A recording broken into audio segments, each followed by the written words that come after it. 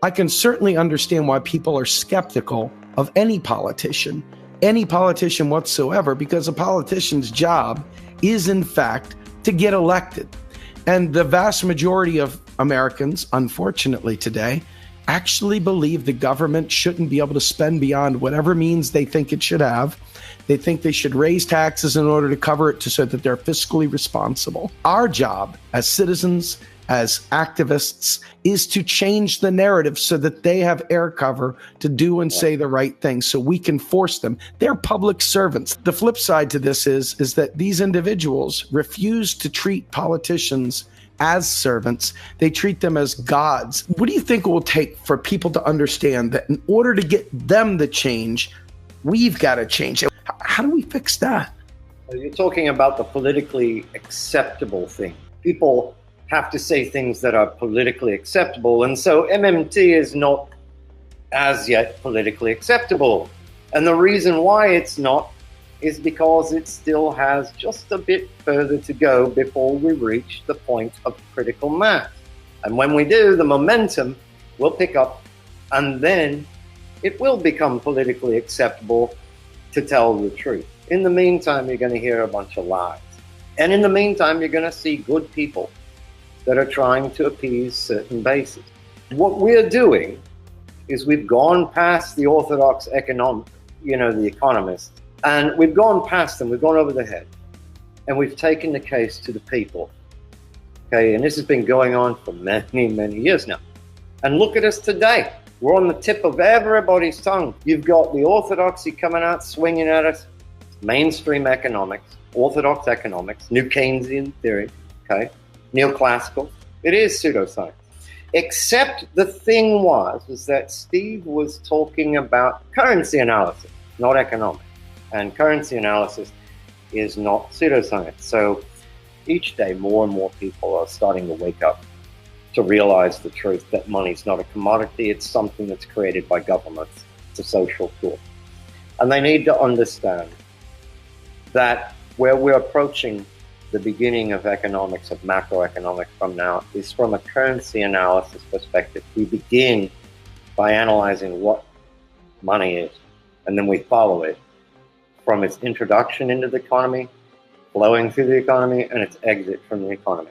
We observe the behavior, and then we build a macroeconomics framework around that. So that's what MMT is. MMT is a framework, okay? It tells us how currency works, and then it gives us a framework to design appropriate macroeconomic policy for the first time in history.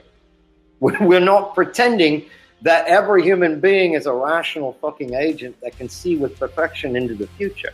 And because we have feelings about inflation, it becomes true.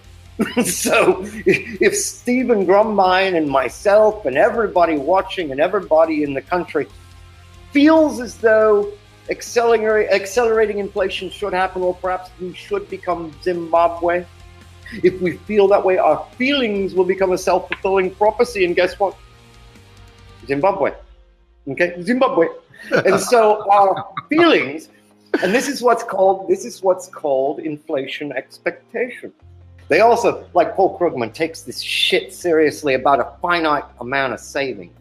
Savings is very finite, and banks are lending out reserves. You see, they're intermediaries, and they bring together savers and investors. And when the government deficit spends, it messes with interest rates, and it messes with the finance, everything. It crowds out private investment, and these are all fucking excuses designed by the 1% to screw you out of your fucking birthright and turn you into slaves.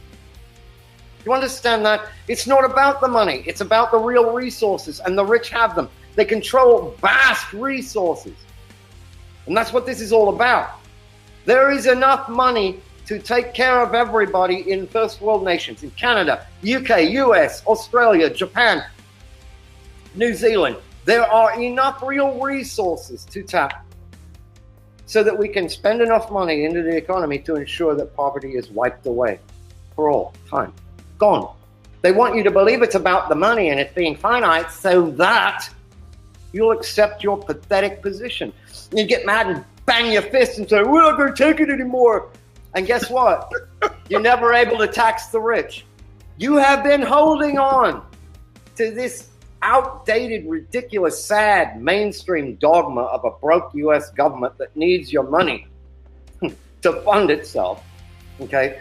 And I want to know, when in the last 40 years have you achieved your progressive agenda adhering to these rules? When was the last time you taxed the rich at 80% and made it stick? Not in your lifetime. But what you can do is make the rich irrelevant. You can step right over the pieces of shit, seize control of Congress, spend, or Parliament, spend for the public purpose in full employment, then turn around and say about that bank account of yours, mate. And that's it. You make them instantly not so wealthy after you solve the problem. But you're not doing it to pay for these things. You're doing it for justice, for equity, for the 40 years that they've stolen your national income. You destroy their savings. That's it.